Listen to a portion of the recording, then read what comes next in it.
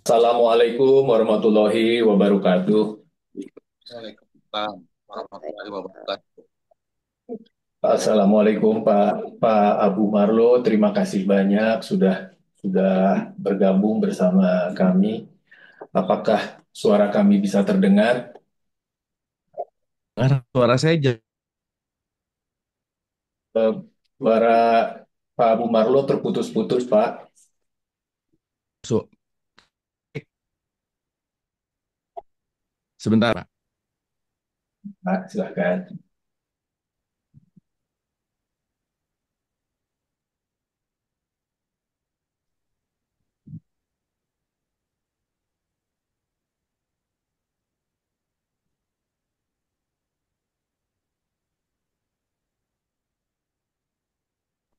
Apakah sudah jelas? Suaranya jelas. Jelas. Oke, Eh, silakan Pak Dedi. Terima kasih Pak Abu Marlo. Ini rekan kami Pak Dedi akan memulai. Pak Dedi Eka Januardi sebagai MC untuk saat ini. Silakan Pak Dedi. Terima kasih Pak Dubes. Assalamualaikum warahmatullahi wabarakatuh. Waalaikumsalam. Waalaikumsalam. Sebelum memulai kegiatan, izinkan saya untuk membaca sejumlah himbauan kepada para jemaah sekalian. Eh, Pertama-tama, mohon dapat menjaga ketenangan selama berjalannya kajian atau tausiah pada sore hari ini. Kedua, mohon untuk tidak mengaktifkan suara telepon genggamnya. Kemudian selanjutnya kepada jamaah yang berada di Wisma Digito, silakan untuk mencatat materi yang telah disediakan di materi yang ada di board yang telah disediakan. Dan yang terakhir adalah untuk mengikuti seluruh rangkaian kegiatan dari tausiah hingga sholat tarawih hingga selesai dan kita akan bersama-sama pada akhir kegiatan. Baiklah, Bismillahirrahmanirrahim. Alhamdulillahirabbil alamin wassalatu wassalam ala asrofi anbiya'i wal mursalin sayyidina wa maulana Muhammadin wa ala alihi washabihi ajmain. Amma ba'du. Yang terhormat Bapak Duta Besar Agung Kurniadi dan Ibu Rani Rindangkasih, yang terhormat Bapak Abu Marlo yang akan memimpin gajian kita pada sore hari ini. Yang terhormat Bapak-bapak, Ibu-ibu, jamaah yang berbahagia, baik yang berada di Wisma di Quito maupun yang mengikuti dari tanah air melalui saluran Zoom. Pertama-tama marilah kita haturkan puja dan puji syukur kepada Allah Subhanahu wa taala yang telah melimpahkan rahmat dan hidayahnya sehingga kita dapat berkumpul bersama dalam kegiatan Ramadan di Quito pada hari ini. Salam dan salawat semoga tercurahkan kepada junjungan kita Nabi Muhammad SAW yang menjadi suri tauladan kita dalam menempuh jalan yang lurus, jalan menuju Allah Subhanahu wa taala. Dan semoga kita mendapatkan syafaat dari Rasulullah pada hari akhir kelak. Hadirin jamaah yang berbahagia, selanjutnya perkenankan saya untuk membaca susunan acara pada hari ini. Pertama, pembukaan telah saya lakukan. Kemudian kedua akan dilakukan pembacaan ayat suci Al-Quran dan sari tilawah. Tiga, sepatah dua patah kata dari Bapak Duta Besar. Selanjutnya kajian Ramadan yang akan dipimpin oleh Bapak Abu Marlo.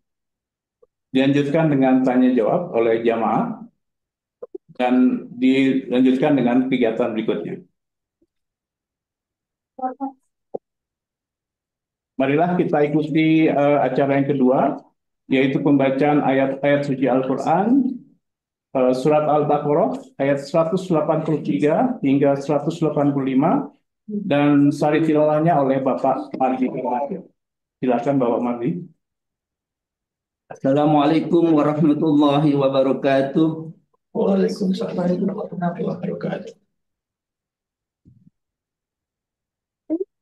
أعوذ بالله من الشيطان الرجيم.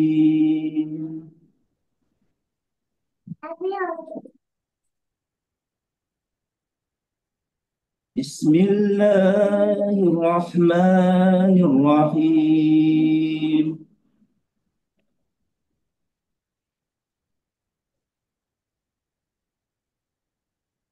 Ya ayyuhalladzina amanu kutiba alaikumusiyam.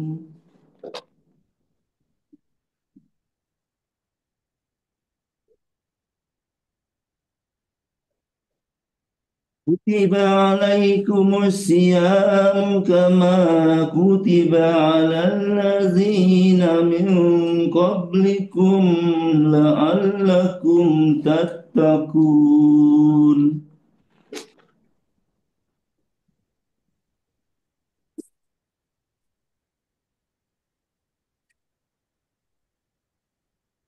أياما معدودة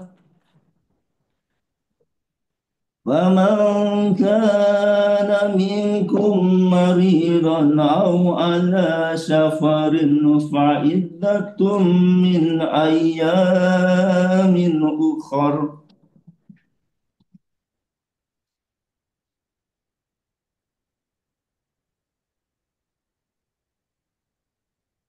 وعلى الذين يطيقونه فدية طعام مسكين.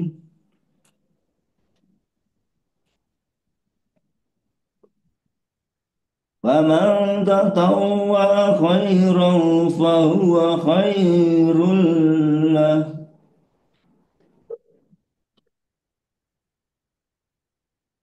وأن تصوموا خير لكم إن كنتم تعلمون.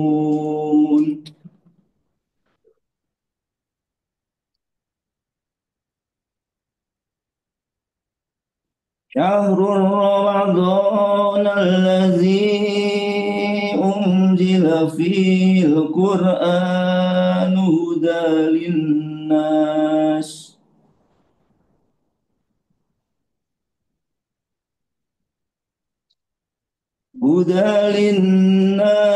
وبينات من الهدى والفرقان.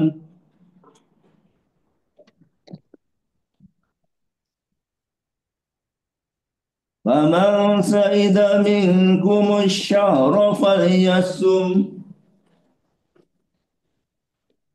ومن كان مريضا أو على سفر فعدة من أيام أخر.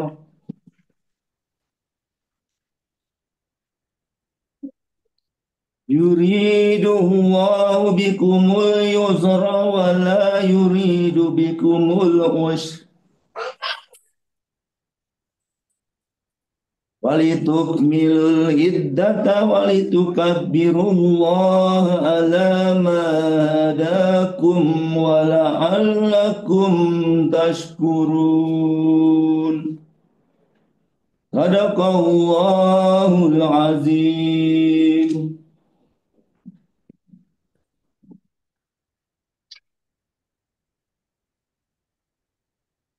Dengan menyebut nama Allah yang Maha Pengasih lagi Maha Penyayang. Hai orang-orang yang beriman, diwajibkan atas kamu berpuasa sebagaimana diwajibkan atas orang-orang sebelum kamu agar kamu bertakwa,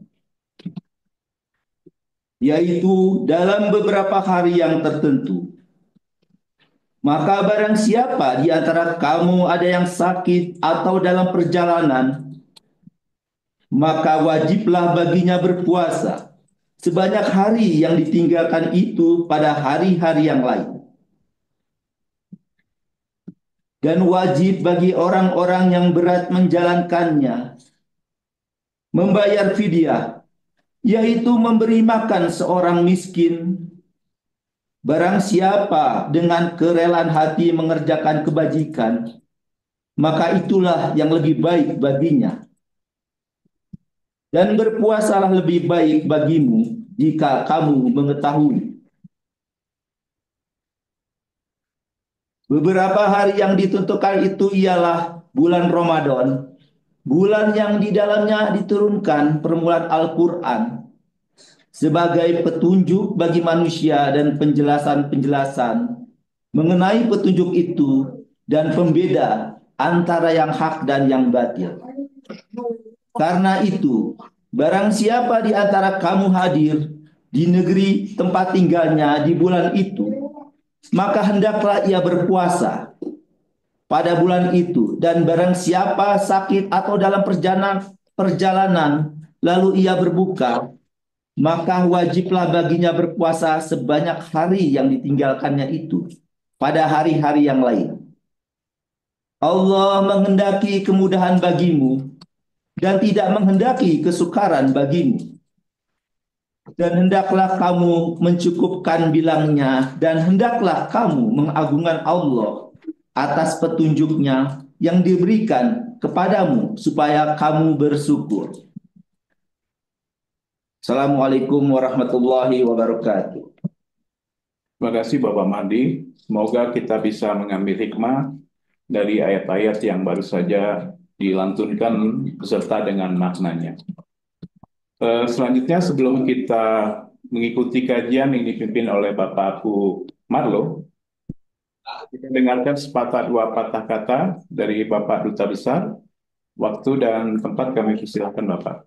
Baik, terima kasih. Terima kasih sekali lagi saya sampaikan kepada Pak Abu Marlo atas waktu yang diluangkan kepada kami untuk memenuhi undangan dalam menyampaikan kajian Ramadan.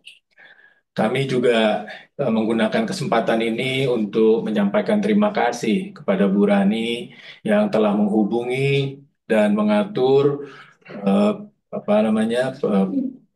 Zoom dengan Pak Abu Marlo sehingga kita berkesempatan untuk mendengarkan kajian nanti. Dan juga teman-teman di Wisma Duta Besar yang di sela-sela menjalankan ibadah Ramadan sempat menyiapkan aula dan juga mempersiapkan sehingga kita bisa menyelenggarakan acara ini di tempat yang layak.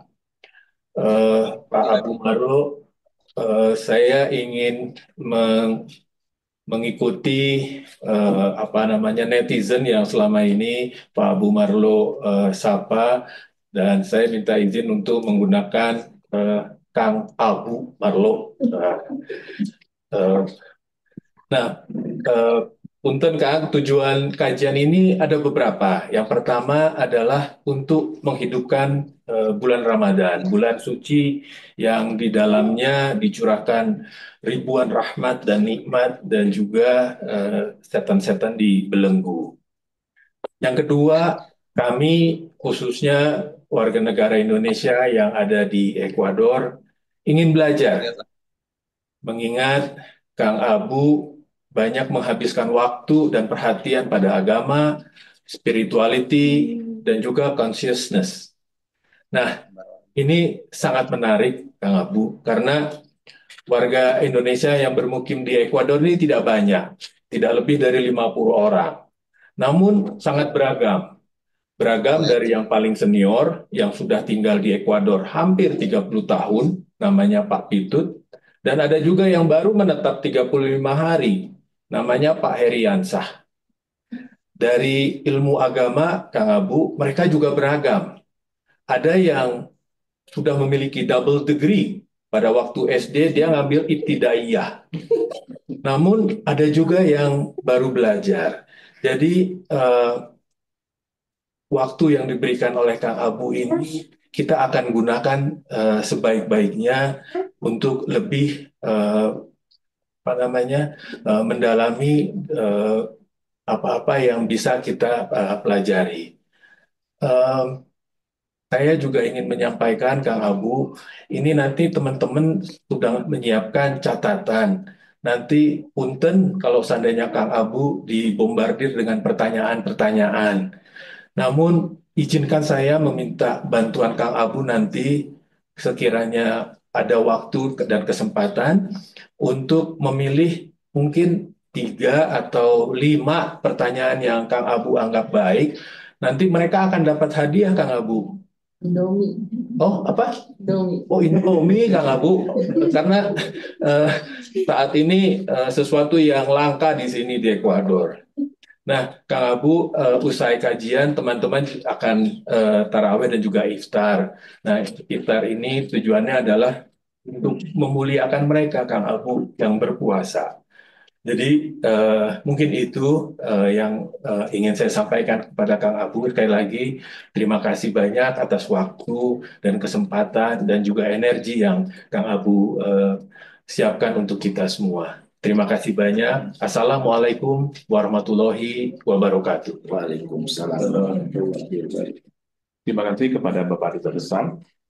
Selanjutnya kepada Bapak Abu Marlo, kami persilahkan untuk memimpin kajian kita pada hari ini yang akan mengambil tema Ramadan setahun. Silakan Bapak Abu. Baik, mohon maaf, waktunya berapa lama kah untuk pemaparan? Mohon mangga ya singkenging Kang Abu, Oh, mangga mohon. Iya. eh, Ibu tuh di kita sana waktu menunggu buka puasa kan ya? Sumuhun, sekarang teh Oh jam iya. jam 5.30. Kalau berdasarkan catatan dari Masjid As-Salam, kita buka puasa jam 6.28 kalau nggak salah. Oh, Mohon oke. dikoreksi Sip. panitia, benar ya? Betul, betul Kang. Mohon mangga, mangga Kang. Ya, siap kalau begitu. Nggak, takutnya kalau udah dekat-dekat mau buka tuh kan suka gelisah ya karena nunggu azan gitu. Jadi saya perlu menyesuaikan. Baik, terima kasih Ibu dan Bapak. Auzubillahi minasyaitonirrajim. Bismillahirrahmanirrahim. Robi auzubika min hamazati sayatin. Wa auzubika Robi ayah durun. Robi srohli sodri wa yasirli amri wahlul uqdatam min lisani yafqahu qauli. Assalamualaikum warahmatullahi wabarakatuh. Waalaikumsalam Alham- warahmatullahi wabarakatuh. Alhamdulillahirabbil alamin. Segala puja-puji milik Allah Subhanahu wa taala yang atas rahmat karunia kasih sayangnya. Alhamdulillah Ibu dan Bapak yang dirahmati oleh Allah, saya bahagia sekali bisa hadir di sini.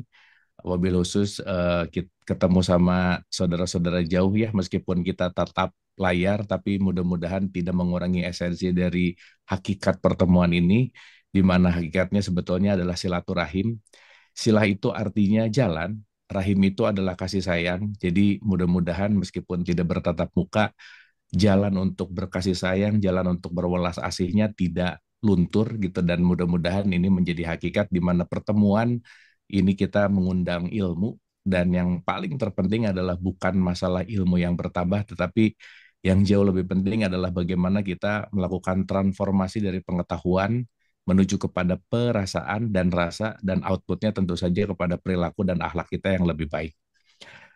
Ibu dan Bapak yang dirahmati oleh Allah, saya beberapa saat ke depan mungkin akan banyak berdialog gitu ya, banyak belajar bersama. Jadi mungkin saya mau mendisklaimer dulu, mohon maaf lahir dan batin gitu kalau saya bicara di sini. Yang pertama, izin saya bukan mau menceramahi ibu bapak sebetulnya. Yang kedua, bukan mau mentausiahi, bukan mau mengajari, bukan berarti saya lebih tahu atau lebih mengerti atau lebih mendalam gitu, tetapi saya rasa spirit kita adalah spirit menjadi murid bersama yang terus mau bertumbuh belajar gitu, karena saya bukan mau lebih tahu, lebih ngerti gitu, tetapi ini hanya berbagi, dan mudah-mudahan berbagi ini bermanfaat untuk kita semua, sehingga seperti apa yang selalu digaungkan oleh Rasulullah, Rasulullah selalu mengedepankan sahabat gitu ya. Jadi saya rasa kita semua di sini adalah sahabat perjalanan belajar.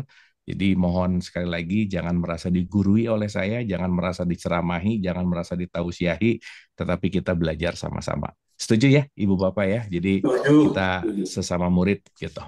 Ya, Pak Agung dan Ibu, terima kasih juga semua panitia, dan semoga apa yang kita lakukan di sini pagi ya, di sana menuju buka puasa itu ada manfaat dalam konteks yang namanya Ramadan gitu. Baik, saya mau membuka dengan beberapa apa namanya pemikiran gitu ya, mau membuka dengan beberapa hal yang saya rasa penting untuk kita renungkan, karena mungkin kita Ramadan ini sudah berulang-ulang, Ibu dan Bapak, gitu ya. Karena kan Ramadan itu pasti berkaitan dengan kalau usianya 50 ya mungkin sekitar kurang 5 atau 6 ya 40-an gitu ya. Usianya 60 mungkin udah 50-an kali gitu kita berRamadan. Tetapi yang pertanyaan yang paling mendasar adalah bagaimana sih Ramadan yang kita lakukan ini berdampak kepada esensial kehidupan kita gitu. Yang saya selalu mengulang-ulang bahwa jangan sampai kita melakukan Ramadan ini hanya euforia dengan ritual gitu ya. Apalagi mohon maaf sekali ya, kita hanya terjebak dalam bulan pesta kuliner yang berbarut religiusitas yang jangan-jangan kita nggak ngerti ini esensinya buat apa sih gitu.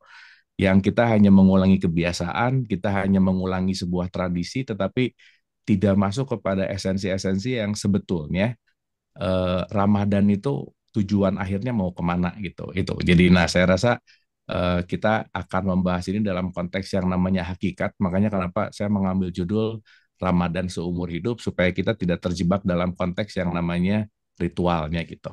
Nah, saya mungkin izin menggunakan whiteboard Ibu dan Bapak supaya ada sedikit apa namanya presentation untuk kita visual gitu ya, supaya nanti juga lebih mudah untuk menggambarkan sesuatu gitu. Nah, saya mau mengawali begini Ibu Bapak, untuk kita merenungkan lah ya, karena kan point of view dari pembelajaran itu adalah kontemplasi gitu, karena sesuatu yang tidak ada kontemplasinya ya sulit untuk merubah sebuah esensial gitu. Saya mau membagi dua tentang hal yang saya rasa ini penting untuk kita mulai apa ya, mulai kita renungkan lebih dalam gitu. Yang pertama, kita mau bicara dalam konteks yang namanya identity atau yang sering disebut dengan yang namanya identitas. Dan yang kedua kita sebut sebagai value atau kita sebut sebagai yang namanya nilai gitu. Saya mau memulai dulu dalam perspektif Islam misalkan, Ibu dan Bapak. Ya, mohon maaf ya. Kalau kita mulai merenungkan, aku ini Islam nggak sih gitu? Atau aku ini hanya orang yang identitasnya Islam gitu. Karena ini kan dua hal yang berbeda banget gitu ya. Karena ketika kita bicara dalam konteks, saya kebetulan sudah melakukan penelitian ini lebih dari 14 tahun, 15 tahun ya Ibu Bapak. Dan dari 15 tahun ini banyak sekali apa namanya hal-hal yang ditemukan gitu dan sesuatu yang surprise apalagi gitu. Dan yang menarik adalah ketika kita bicara dalam konteks religiusitas gitu, saya kasih contoh sederhana aja ya, Ibu Bapak. Ini kita ngomongin fakta gitu. Bentar, ini suara Ya, saya aman. Aman ya? Apa sih? Oke, oke. Sorry. Tadi kayak ada menggaung. Ya. Saya kasih contoh sederhana begini, Ibu Bapak. Saya tuh memulai riset ini dari sebuah penelitian yang saya ambil dari Washington University tentang negara paling Islami sedunia gitu. Menariknya, pada saat sebelum saya membuka datanya, saya menganggap bahwa Arab Saudi, Indonesia itu adalah negara paling Islami sedunia. Tetapi ternyata justru dari 208 negara pada tahun itu, Arab Saudi rankingnya cuma 91, Indonesia rankingnya cuma 140 gitu. Dan pada saat itu di 2010 awal, yang menjadi negara paling Islamis dunia itu justru malah New Zealand gitu. Itu satu. 2022 kemarin, nomor satu negara paling Islami adalah Denmark. Kita peringkat ke-62 gitu. Ya, jadi saya mau mengawali dengan fakta dulu gitu. Nah, yang menarik lagi, Ibu dan Bapak, di akhir 2024 kemarin, ada satu laman namanya bigalpha.id, itu mengeluarkan sebuah artikel yang super mind-blowing, yang sangat-sangat menarik dengan judul bahwa Paradoks Indonesia, religius tapi nakal gitu. Itu judulnya menarik sekali. Jadi, ada kata-kata religius, tapi ada kata-kata nakal juga gitu. Nah, yang menarik adalah, menurut data penelitian bahwa Indonesia itu negara yang paling menganggap agama penting itu adalah nomor dua sedunia setelah Ethiopia. Jadi kita tuh religius banget lah gitu intinya. Dalam artian agama penting banget, tingkat religiusitasnya nomor 7 sedunia gitu. Tetapi yang menarik dari balik konteks religiusitas yang kita sangat tahu lah ya bahwa mementingkan agama, tetapi yang menarik juga bahwa tingkat korupsinya tinggi gitu misalnya. Itu satu. Itu kan jadi paradoks gitu. Yang kedua, bahwa Indonesia dinobatkan sebagai negara yang paling tidak beradab di internet se-Asia oleh Microsoft gitu. Jadi komen-komen atau apapun netizen di Indonesia tuh kalau dalam konteks ya dalam tanda petik ya tuh kasar lah gitu intinya. Dan itu terjadi di masyarakat yang orang Islamnya banyak gitu. Dan yang seru lagi adalah Indonesia itu juga salah satu penyumbang, ini kalau pakai kata penyumbang, pemasuk situs porno nomor 2 terbesar sedunia gitu. Juga gitu ya, ini faktanya begitu. Dan pemilik atau jumlah terjudi online terbesar juga di dunia gitu. Itu nomor 1 gitu. Nah, kalau melihat fakta-fakta ini ya, Ibu dan Bapak, berarti kan kalau kita bicara tentang religiusitas itu, jangan-jangan kita ini bisa sangat bangga dengan identitas Islamnya gitu. Tetapi jangan-jangan tidak menerapkan nilai yang namanya Islami gitu intinya. Makanya kalau saya pinjam dari satu ulama besar namanya Muhammad Abduh gitu ya. Muhammad Abduh tuh bilang begini, saya melihat banyak orang Islam di timur, tetapi saya tidak melihat banyak Islam di situ. Orangnya banyak sih gitu. Tetapi sebaliknya, saya tidak banyak melihat orang Islam di barat, tapi saya melihat Islam di barat gitu. Artinya penerapan value dalam konteks yang namanya Islami itu justru malah terjadi di barat. Itu Muhammad Abduh mengemukakan pendapat seperti demikian gitu. Nah, sehingga saya pengen pemanasan dulu gitu ya, pengen mengawali dulu bahwa boleh jadi ketika kita bicara dalam konteks identity, kita ini udah Islam sejak lahir gitu. Tetapi yang jadi pertanyaan besarnya adalah bagaimana dengan value-nya? Apakah identity Islam kita ini sudah bervalue Islami gitu? Sehingga kalau boleh saya kasih penekanan bahwa orang yang KTP-nya Islam, saya tuh suka ngejokes gini Ibu Bapak, kalau ketemu teman-teman gitu ya, kamu Islam? Ya jawabannya rata-rata Islam. Terus saya tanya, buktinya apa gitu? Nah rata-rata bisa membuktikan itu ya cuman ngeluarin KTP aja sih gitu. Ketika KTP-nya nggak dibawa, identitinya nggak dibawa, untuk membuktikan kita Islam tuh repot gitu. Karena kalau kita bicara dalam konteks hanya sekedar identitas, nah itulah yang saya sering sebut dengan yang namanya Islam as identity gitu. Ya, belum tentu memiliki value yang sangat Islami. Pun saya balikin Ibu dan Bapak, mohon maaf sekali. Orang yang KTP-nya tidak Islam, itu mungkin sekali sangat Islami gitu. Nah, sehingga saya pengen berangkat dari konteks bahwa mana identitas, mana nilai gitu. Karena ini nanti akan berkaitan sama Ramadan, yang jangan-jangan kita ini merayakan identitas Ramadan, tetapi tidak meluhurkan nilai dari Ramadan itu sendiri gitu. Gitu ya. Nah, jadi mungkin ini untuk apa namanya untuk opening kita supaya saya ingin membahas Ramadannya tidak pada Ramadan as identity gitu, tetapi pada Ramadan as a value. Karena sejatinya Ramadan itu sebetulnya bukan nama bulan aja sih gitu. Tetapi Ramadan itu lebih kepada lifestyle gitu.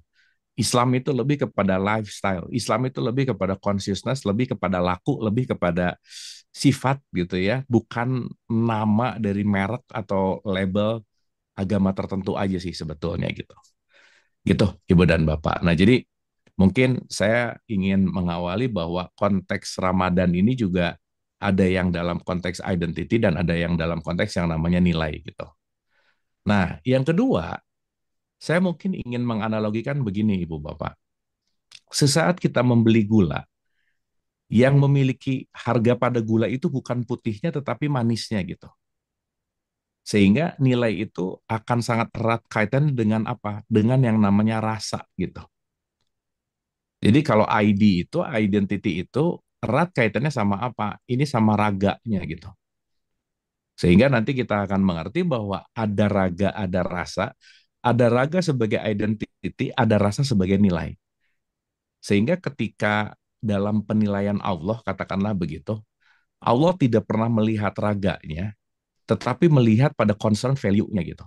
Makanya kalau saya pinjam satu statement hadis Rasulullah itu selalu mengatakan, khairun nas anfa'uhum linas. Sebaik-baik manusia itu ya yang paling bermanfaat gitu. Jadi nggak ada kalimat sebaik-baik manusia itu yang jabatannya tertentu pada wilayah fisikal gitu misalnya. Nggak ada. Pada kepintaran tertentu, nggak ada. Pada kekayaan tertentu, nggak ada gitu. Tetapi value terletak pada apa? Anfa'uhum linas. Dia yang melakukan kebaikan gitu. Jadi value-nya itu ada pada rasa gitu intinya. Nah jadi mudah-mudahan Ramadan ini yang 30 hari ini itu adalah bulan di mana kita bisa meningkatkan value kita gitu. Jadi rasanya tuh ada gitu. Nggak flat gitu ya intinya. Nah, mungkin kalau saya kaitkan ya, Ibu Bapak maaf sekali. Kenapa sih let's say Indonesia itu menjadi ya nggak Islami lah gitu ya kira-kira. Nggak bagus-bagus amat. Jadi gini, kita boleh bangga dengan jumlah orang Islam di Indonesia, tapi ternyata kualitasnya nggak bagus-bagus banget gitu. Nah, saya straight mode to the point aja. Kenapa seperti demikian?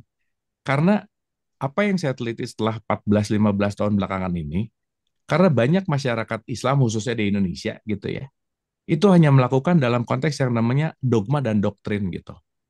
Pokoknya, katanya, diajarkannya juga dari dulu seperti ini gitu. Jadi yang paling menarik adalah tidak melibatkan critical thinking di situ, jarang melibatkan nalar esensial di situ. Karena kenapa? Majority adalah mengikuti yang udah ada tanpa sebuah pertanyaan dan why gitu. Sehingga ya maaf ya Ibu Bapak, saya sering banget juga meneliti bahwa di bulan Ramadan apalagi nih ya, banyak banget orang yang hataman Quran gitu. Hatam diulang-ulang, baca lagi, hatam diulang-ulang, baca lagi. Tapi yang menarik, saya pernah bertanya, katakanlah 900 orang audiens saya, Ibu Bapak. Saya pernah nanya sama sholat mereka misalnya. Saya tanya gini, Ibu dan Bapak kalau sholat baca Al-Fatihah nggak? Baca, bagus. Hafal, hafal, bagus gitu. Dan yang menarik kalau dalam level yang namanya taksonomi Bloom gitu ya, di level pendidikan, hafal itu di ranking yang paling bawah gitu Ibu Bapak. Jadi orang hafal itu belum tentu dia memahami isinya, apalagi mau creating something yang sesuai dengan apa yang dia bunyi gitu. Nah, menariknya dari 900 orang yang saya teliti, 90 orang ketika saya tanya begini Bu, Pak, emang makna iftitah apa? Makna Al-Fatihah apa? 90% jawabannya sama adalah wallahu alam bisawab. Nggak tahu isinya apa gitu.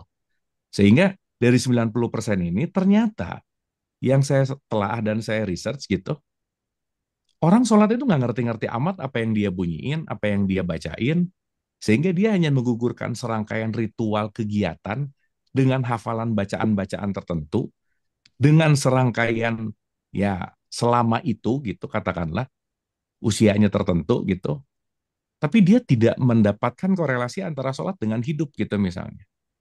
Sehingga banyak banget sekarang orang tua yang sama anaknya nanya, nah udah sholat atau belum? Udah sholat atau belum? Tapi sedikit yang bertanya bahwa, nah di sholat bagian iftitah mana yang kamu nggak paham gitu. Di sholat bagian Al-Fatihah mana yang kamu nggak ngerti gitu. Itu sesuatu yang jarang didiskusikan dan jarang didalamin lah gitu kira-kira. Sehingga ya hanya mungkin merasa dengan cukup dengan menggugurkan kewajiban, membaca, melakukan gerakan, padahal itu baru hanya dilakukan dalam konteks yang namanya ragawi gitu intinya. Nah, saya dalam disclaimer awal ini, Ibu Bapak, oh ya Ibu Bapak ini kita masih pemanasan ya, belum mulai ya. Di pemanasan dulu ini ingin ingin melakukan yang namanya transformational paradigm namanya. Bagaimana berparadigma untuk kita melakukan dari wilayah identity menuju nilai, dari wilayah raga menuju kepada rasa, sehingga esensialnya tidak hanya pada ritual kewajiban, tetapi meningkatkan value dari rasa gitu. Mungkin kalau boleh pakai bahasa ya Ibu Bapak, kita ini orang apa manusia sih gitu. Kalau ketemu teman baru tuh kan pertanyaannya bukan Bapak manusia mana atau Ibu manusia mana, kan enggak gitu ya. Tetapi orang. Orang itu akan berkaitan sama identity gitu. Nah, makanya orang saya akan sebut di sini, manusia itu ada di sini gitu. Dimana kalau kita bicara dalam konteks orang berbicara tentang raga dan identity, tapi manusia itu berbicara tentang rasa dan value gitu. Nah, maksud saya mudah-mudahan juga salah satu di mana kita berbicara dalam konteks yang namanya Ramadan, Ramadan ini adalah menjadi jembatan kita untuk merubah keorangan kita menjadi kemanusiaan gitu. Makanya nanti Ibu Bapak kalau dipeka lebih sadar ya, tadi di awal mukadimah ayat Quran, yang disuruh puasa itu bukan manusia loh, tapi orang. Makanya statementnya adalah, ya ayyuhalladzina amanu, hai orang-orang yang beriman gitu. Dan yang menarik lagi, banyak yang saya tanya bahwa nggak bisa bedain apa bedanya orang dan manusia gitu. Nggak tahu mana level orang, nggak ngerti mana level manusia, sehingga ya itu tadi. boleh jadi melakukan sesuatu itu bukan based on understanding, bukan based on panggilan gitu atau sebuah consciousness atau kesadaran, tetapi memang rata-rata dipanggil oleh kebiasaan, tradisi, dan rata-rata juga ini dilakukan hanya dalam bentuk yang namanya dogma dan doktrin gitu. Nah, oleh karena itu di pertemuan ini mungkin saya ingin lebih mengajak bertransformasi dari side atau dari sisi yang namanya identity menuju sisi yang namanya nilai gitu. Saya rasa itu Ibu Bapak untuk openingnya gitu ya. Nah, jadi bismillah kita akan mulai supaya nanti kita berbicara Ramadan ini secara komprehensif, dan ngomongin Ramadan dalam waktu satu pertemuan, dan satu pertemuan ini kira kurang lebih sekitar 1 jam gitu, almost impossible, akan sangat sulit gitu ya, punten. Tetapi ya mudah-mudahan di pertemuan singkat ini ada sesuatu yang bisa diambil secara esensial gitu. Amin. Baik, Ibu Bapak, saya mau memulai dari satu poin di mana konteksnya di awal dengan ayat suci yang dibacakan di awal tadi gitu. Jadi kita mulai dari ayat Al-Baqarah 183. Kalimatnya begini, Ibu Bapak. A'udzubillahi minasyaitonirrajim. Bismillahirrahmanirrahim. Ya ayyuhalladzina amanu. Hai orang-orang yang beriman. Pertanyaan. Yang disuruh puasa itu ternyata bukan kalimat hai orang-orang yang KTP-nya Islam gitu. Bukan, Bu. Tetapi kalimatnya di situ adalah hai orang-orang yang beriman. Hai identity si orang yang sudah masuk kepada tahapan yang namanya adalah iman gitu. Nah, berarti pertanyaan besarnya, oh kalau gitu puasa bukan berbicara dalam konteks yang namanya identitas, tetapi yang dipanggilnya aja udah bicara tentang konteks yang namanya nilai, yang disebut dengan konteks yang namanya iman gitu kira-kira. Kita perlu mengingat atau menyadari Ibu Bapak bahwa keimanan tidak terletak pada identitas kita, enggak gitu. Tapi keimanan terletak pada value. Nanti kita akan ngerti bahwa structure dalam konteks yang namanya kemanusiaan itu setidaknya ada 3 level besar gitu. Gitu ya. Makanya kalau kalau nanti kita akan mengerti level terendah dari value seorang manusia itu namanya zolim gitu. Gitu ya. Nanti kita akan paham. Naik satu level itu adalah iman. Makanya yang dipanggil bukan orang yang zolim, tetapi orang yang beriman. Gitu ya. Sehingga kalau boleh tanda bintangnya syarat dan ketentuan berlaku untuk di bulan Ramadan, ya berpuasa tanpa keimanan itu cuman berpuasa dalam wilayah ragawi gitu kira-kira. Di mana ragawi ini cuman berbicara makan, minum, reproduksi gitu. Di mana nanti kalau dalam bahasa Qurannya Ibu Bapak, orang itu diartikan dengan basyar. Basyar itu sifat kebinatangannya masih kental gitu. Makanya sifat kebinatangan itu kan makan, minum, reproduksi. Makan, minum, reproduksi. Sehingga makan, minum, reproduksi inilah yang kita regulasi di bulan Ramadan, supaya at least level keorangan kita ini naik menjadi level yang namanya manusia gitu. Jadi kalau pakai bahasa Arab, basyariah kita menuju kepada insannya kita gitu. Dan nanti kalau lebih dalam lagi, itulah kenapa buka tutup Al-Quran setelah Al-Fatihah, itu dimulai dengan kebinatangan namanya Al-Baqarah gitu. Supaya ending dari Quran menjadi anas, menjadi manusia. Makanya sebetulnya perjalanan Quran itu mengajarkan kita dari orang menjadi manusia, dari Baqarah, Al-Baqarah menjadi anas gitu intinya. Nah, sehingga menjadi manusia ini adalah proses besar seumur hidup sih sebetulnya gitu. Gitu ya. Nah, jadi nanti kita akan mengerti bahwa oh, ternyata Ramadan ini intinya adalah transformasi gitu. Nah, sekarang kita ulang sedikit dari ya ayyuhalladzina amanu, hai orang-orang yang beriman. Kutiba alaikumusiyam. Kutiba itu diwajibkan.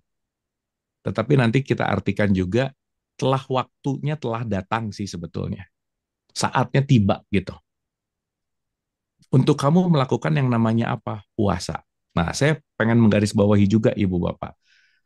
Karena gini ya, Ibu Bapak, dalam penelitian saya, manusia ini dibagi 4 level besar, Ibu Bapak. Ada level 1, 2, 3, 4 gitu. Ya, jadi ini level 1 paling rendah, 2 better, 3 lebih oke, 4 paling tinggi gitu. Level terendah nomor satunya manusia itu saya sering sebut namanya asbun, Bu, Pak. Yang penting bunyi aja gitu ya. Dan nanti mungkin kita boleh transformasikan dalam keseharian. Kita ini lebih banyak ngomong dulu baru mikir atau mikir dulu baru ngomong gitu. Itu penting tuh gitu. Karena kalau kalau ngomong dulu baru mikir, nah biasanya nomor satunya kental sekali gitu. Artinya apa? Kalau ngomong dulu baru mikir berarti orang ini sangat reaktif gitu ya. Dia kompulsif gitu.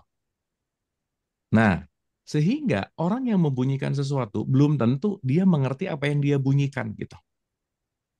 Gitu ya. Makanya bunyi yang tanpa pengetahuan akan tetap menjadi bunyi.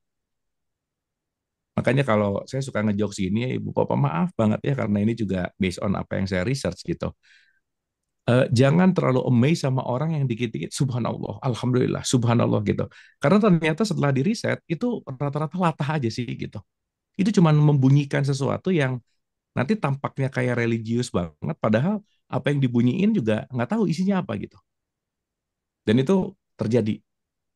Dan menariknya kalau tadi kenapa si Indonesia ini nggak masuk ke 50 besar negara paling Islami, menurut data apa yang saya teliti, tingkat nomor satu membunyikan yang asal bunyi itu lebih dari 85% gitu masalahnya. Jadi pinter membunyikan, rajin ibadah, rajin ke masjid, rajin puasa, rajin haji, rajin umroh. Tapi ternyata esensinya nggak ngerti gitu. Nggak tahu kenapa sholat bacaannya ini, kenapa umroh tawafnya begini, kenapa sa'inya begini, kenapa ada tarawih, kenapa ada sahur, kenapa niatnya begini, dan seterusnya gitu. Contoh aja Ibu Bapak, ini simpel aja ya. Tadi di Quran udah jelas-jelas kalimatnya, ya ayyuhalladzina amanu kutiba alaikumusiyam.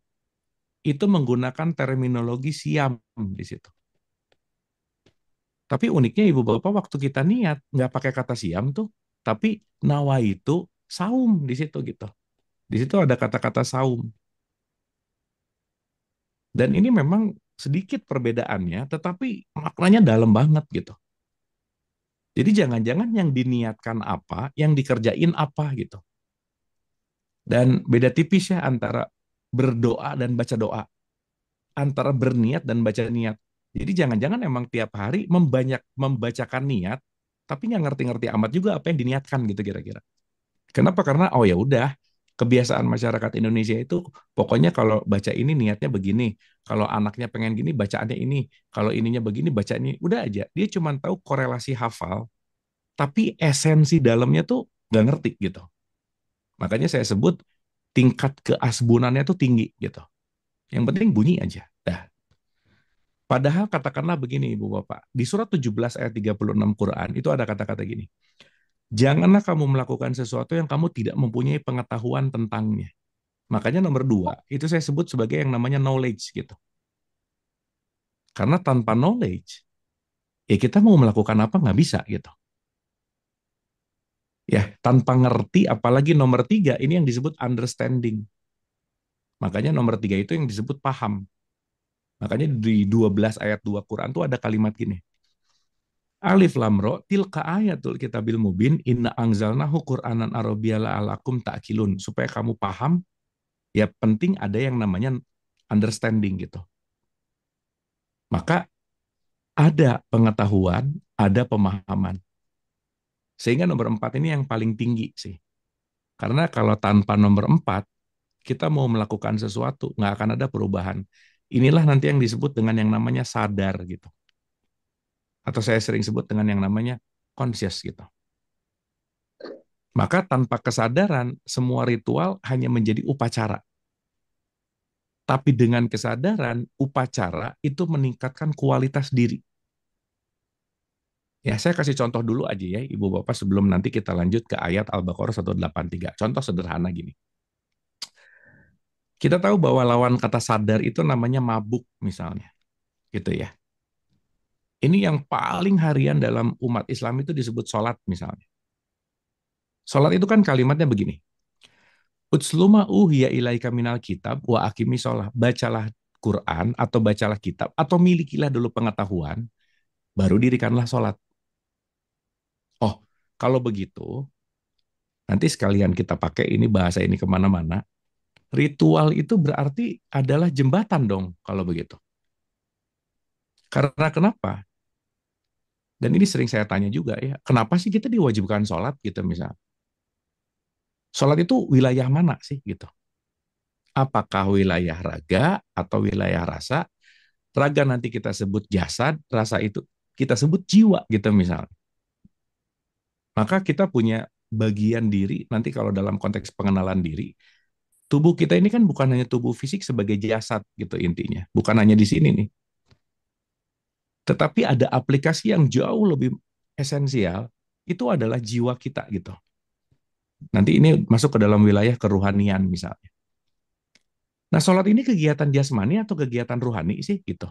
Kegiatan yang hanya jasad aja atau melibatkan jiwa sih. Termasuk nanti puasa nih. Puasa ini apakah hanya kegiatan jasad nggak makan nggak minum atau bagaimana kita membuat jiwa kita bertumbuh gitu. Sehingga kalau Nabi Muhammad mengatakan bahwa kalau puasa hanya tidak makan dan tidak minum, ya kebanyakan justru malah hanya memuasakan jasad, tetapi jiwanya nggak tumbuh gitu. Sementara nanti kalau kita bicara masalah value, bicara tentang katakanlah ilaihi rojiun gitu ya, pengembalian kepada Allah kan udah jelas bukan jasadnya aja gitu. Karena jasad ini hanya expired, pasti expired, dan maksimal itu hanya di tempat pemakaman umum gitu. Karena nanti akan ada bagian yang lebih profound, bagian yang lebih mendalam dari esensi diri kita. Itu tidak hanya terletak pada wilayah jasmaniah gitu intinya. Nah, saya kembali dulu kepada ritual ini nih. Di mana ritual ini sangat erat kaitannya dengan apa sih? Jasmani aja gitu. Tetapi tidak melibatkan jiwa di situ gitu. Contoh sederhana Ibu Bapak. Salah satu esensi sholat, salah satunya adalah inna sholata tanha anil fahsya iwal munkar. Sholat yang namanya ritual sehari 5 kali, ternyata esensinya adalah bagaimana anil fahsya iwal munkar. Kejinya turun, munkarnya juga ikut turun gitu. Pertanyaan, keji dan munkar ini kan bukan wilayah jasmani dong. Karena tangan saya bisa melakukan kebaikan keburukan, itu tergantung kualitas jiwa saya, tergantung kualitas mental saya. Di mana di dalam mental itu ada pikiran, ada perasaan, ada emosi, ada memori, ada imajinasi. Wah, itu luas banget gitu. Tetapi poin intinya adalah hal baik dan hal buruk itu tergantung dari kualitas jiwa yang direpresentasikan oleh jasmani kita gitu. Sehingga ketika tangannya melakukan keburukan, pasti jiwanya itu juga buruk gitu. Tapi kalau tangannya berbuat kebaikan, pasti juga jiwanya adalah baik, katakanlah begitu. Maka jasmaniah kita itu melambangkan dari isi jiwanya, isi ruhaninya. Maka kalau perbuatan jasmaninya buruk, itu akan menampakkan dari jiwa seseorang gitu. Contoh ya Ibu Bapak, kalau Ibu Bapak lagi ngelihat orang berkata-kata kasar, kekasarannya itu datangnya dari dalam dirinya udah pasti gitu. Berarti there is something wrong sama soul-nya gitu.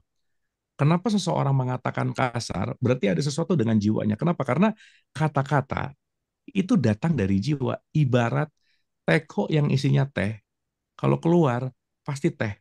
Teko yang isinya kopi, kalau dikeluarin pasti isinya kopi gitu.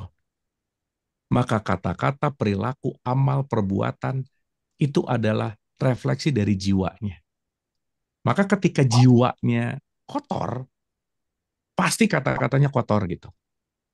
Dan nanti kita akan mengerti bahwa esensi dari Ramadan itu yang paling terdalam adalah bulan bagaimana melatih jiwa kita dari kekotoran untuk bersih gitu. Makanya terminologi nanti yang dipakai Ibu Bapak, kita ini Ramadan bukan menuju fitrah loh, tapi kembali kepada fitrah. Karena fitrah kita tuh adalah yang bersih tadi gitu. Fitrah kita itu yang suci itu tadi gitu. Nah, justru dalam Ramadan ini mengembalikan ke fitrah yang asalnya memang bersih, suci, yang sudah terkotori, kita berlatih untuk kembali ke fitrah itu. Concernnya di mana? tidak terletak pada jasmania, tetapi juga esensinya justru pada penjiwaan atau ruhaniah gitu intinya. Nah, saya mau balik dulu ke sini nih. Itu ya, supaya kita punya pandangan yang holistik gitu. Contoh balik dulu ke sholat aja sebentar. Inna sholata tanha anil fahsya'i wal munkar. Sholat itu mencegah perbuatan keji dan munkar. Clear gitu. Pertanyaan. Let's say ngegosip aja misalnya ya. Mau ngata-ngatain orang, ngejelekin orang gitu. Kan udah jelas ya, kalau kita ngejelekin orang, itu udah pasti ada kekejian dan ada kemunkaran. Fix aja udah. Nah berarti indikator parameter sholatnya sukses, gampangannya begini aja. Setelah kamu melakukan sholat, kejinya turun nggak sih? Gitu. Munkarnya turun nggak sih? Jadi kasaran kata, Ibu Bapak, mohon maaf sekali ini ya. Kalau orang sebelum zuhur ngegosip dan abis zuhur tetap ngegosip, berarti dia tidak sholat dalam keadaan sadar, tapi boleh jadi sholat dalam keadaan mabuk gitu. Makanya kan nanti kita ngerti bahwa janganlah kamu sholat dalam keadaan mabuk. Ya mabuk di sini artinya melakukan tanpa sebuah kesadaran gitu. Sama halnya dengan puasa kita. Ya jangan juga puasanya dalam keadaan mabuk. Kenapa? Ya pokoknya nggak makan, nggak minum, udah aja. Tetapi tidak melibatkan esensi yang lebih dalam daripada konteks di mana keimanan itu tidak terletak pada jasmania, tetapi terletak pada concern yang namanya ruhaniyah gitu. Nah jadi balik lagi tuh, kenapa janganlah kamu sholat dalam keadaan mabuk? Atau Nabi Muhammad mengatakan kebanyakan orang yang puasa cuman urusan nggak makan nggak minum, ya itu juga karena mabuk. Karena kenapa? Tidak melibatkan jiwa di situ. Nah jadi kadang-kadang ibu bapak saya suka melihat bahwa ini orang sholat rajin tapi juga ngegosip rajin. Jangan-jangan barusan dia bukan sholat tapi cuman senam gitu misalnya. Dia cuman olahraga tapi tidak mengolah rasanya. Nah jangan-jangan juga puasa kita cuman mindahin jam makan gitu. Cuman makan yang dipindahin jamnya tetapi tidak ada pengolahan jiwa. Dalam konteks pengolahan jiwa inilah nanti yang akan memiliki potensi esensi yang paling penting dalam konteks yang namanya Ramadan gitu. Nah, jadi di pertemuan singkat ini saya mau membagi dua dulu begini Ibu Bapak. Bulan Ramadan itu namanya identitas. Itu cuma 30 hari, Bu. Tapi berramadan itu unlimited. Gak ada waktunya. Jadi jangan sampai selesai satu bulan Ramadan ini kita selesai ngerasa satu Syawal itu beres gitu. Bukan. Justru satu bulan Ramadan ini saya sering sebut sebagai satu bulan retret, satu bulan latihan untuk diaplikasikan dalam 11 bulan yang akan datang gitu kira-kira.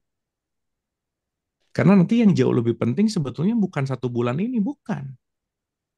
Justru satu Syawal start dari Ramadan sebetulnya. Karena satu bulan sekarang kita dilatih untuk mengalami 11 bulan yang akan datang. Jadi istilah kata satu bulan latihan perang, perangnya nanti 11 bulan gitu.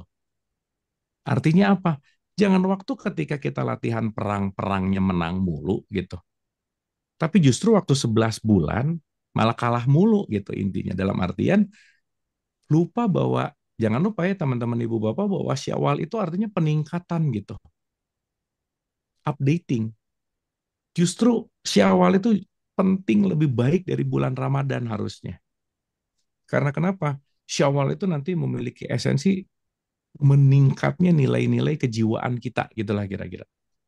Kenapa? Karena sudah dilatih selama satu bulan Ramadan, yang harapannya di Syawal ini jiwanya jauh lebih berkembang dari sebelumnya gitu. Nah, jadi mudah-mudahan dengan memahami ini kita bisa melihat esensi puasa ini bukan hanya concern ritual yang hanya serangkaian sahur, serangkaian bukber gitu, buka bersama atau buka puasa, serangkaian tarawih gitu, tetapi juga mudah-mudahan semua rangkaian-rangkaian ibadah itu meningkatkan kualitas jiwa kita gitu. Nah, mungkin saya persingkat lagi ya Ibu Bapak karena ini waktunya sedikit supaya nanti bisa ada tanya jawab juga dialog gitu.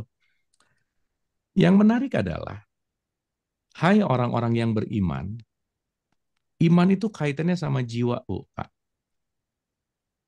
Jadi kalau boleh saya pakai bahasa yang lebih simpel, mungkin bahasa gampangnya begini. Hai jiwa-jiwa yang terpanggil, gitu intinya. Jadi penting banget loh melakukan sesuatu tuh bukan karena paksaan harus gitu. Tapi kayaknya aku terpanggil ya, aku harus puasa gitu. Jadi kata harusnya juga udah diganti, aku perlu untuk puasa. Maka wajib tuh sebetulnya bukan karena harus, tapi karena perlu gitu. Nah semoga ibu bapak yang di Ramadan kali ini melakukan puasanya bukan karena emang paksaan, bukan karena emang tradisi, tapi karena aku terpanggil untuk puasa. Kenapa bisa terpanggil? Karena aku menyadari bahwa ini penting dan aku perlu gitu. Itu satu. Nah, itu ada pembahasan sendiri gitu ya tentang bagaimana terpanggilnya gitu. Tetapi mudah-mudahan kita mulai menyadari bahwa kenapa sih orang beriman yang disuruh puasa? Karena hanya jiwa yang terpanggil lah yang bisa melakukan puasa dengan paripurna gitu. Orang yang melakukan kepaksa tuh nggak ridho biasanya gitu. Apalagi didorong oleh ketakutan misalnya Bu. Pak. Itu menjalankannya pasti nggak sepenuh hati gitu. Nah, jadi maaf ya kalau sekarang puasa banyak komplain gitu tentang komplain sahur lah, buka lah, apa dan lain-lain. Nah, saya rasa orang yang terpanggil pasti less komplain dalam mengerjakannya gitu. Namanya juga terpanggil karena aku memerlukan gitu. Nah, hai orang yang terpanggil. Nah, keimanan itu setidaknya ada dua partikel penting, Bu. Orang disebut beriman nomor satu, dia punya knowledge. Jadi melakukannya ada reason. Bukan pokoknya katanya, pokoknya bukan. Tapi ada reason. Kenapa? Aku tahu knowledge-nya gitu. Maka di surat 42, 52 Quran, kamu belum beriman kalau kamu belum tahu kitab. Kamu belum beriman kalau kamu belum tahu pengetahuannya gitu. Makanya knowledge ini penting banget gitu. Yang kedua, dilakukannya dengan conscious. Terpanggil tadi gitu. Jadi knowledge dan conscious itu adalah salah satu ciri orang yang beriman. Nah, disuruhlah kita melakukan yang namanya puasa. Anyway, puasa itu dari bahasa Sanskrit, dari kata upavasa. Upavasa itu sebetulnya stay with God artinya. Berdiam untuk mendekat dengan Tuhan. Karena sebetulnya nanti puncak dari semua apapun yang kita lakukan itu, kita disuruh latihan hening kok gitu. Kita disuruh latihan diam sejenak, hening sejenak, menjeda sesaat, supaya hidup kita ini tidak terlalu reaktif gitu. Supaya kita bisa lebih melakukan itu dengan konteksnya responsif, pure of consciousness gitu. Nah makanya, hai orang-orang yang berpengetahuan dan sadar, kamu latihlah puasa dalam bulan ini sekitar 30 hari. Supaya kamu memiliki derajat tertinggi, salah satu derajat tinggi dalam kemanusiaan, itu levelnya namanya adalah tatakun atau sering disebut dengan yang namanya takwa, gitu kira-kira. Nah jadi ibu dan bapak, puasa sebetulnya adalah upgrading nilai kemanusiaan kita, value dari iman menuju takwa gitu. Karena maaf ya, tidak ada loh di Quran ketika bicara dalam konteks yang namanya kemuliaan.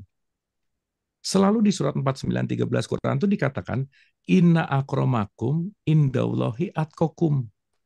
Yang paling mulia itu adalah orang yang paling takwa. Nggak ada loh di Quran disebut yang paling mulia adalah orang yang rajin haji gitu, umroh gitu. Nggak ada, Bu. Orang yang paling mulia adalah orang yang rajin tahajud. Nggak ada.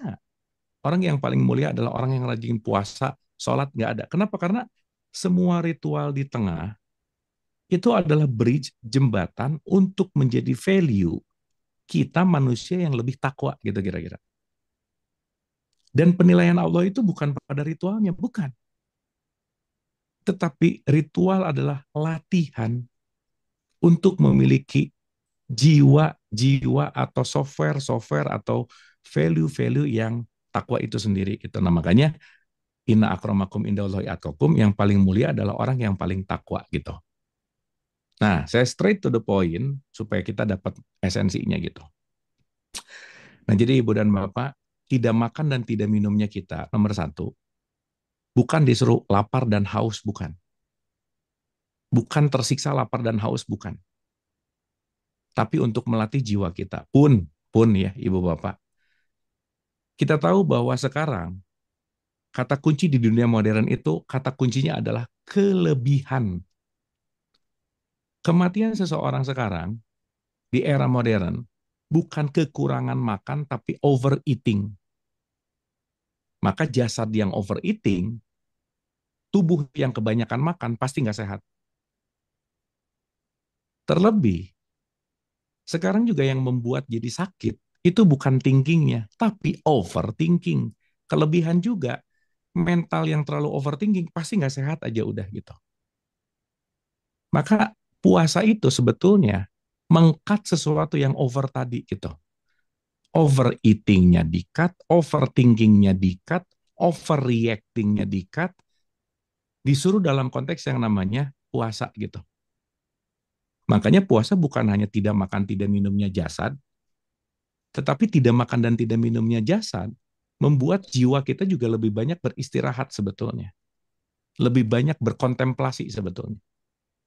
Makanya nilai-nilai ritual ibadah dalam bulan Ramadan itu diperbanyak supaya apa? Supaya lebih banyak melakukan yang namanya kontemplasi jiwa sebenarnya.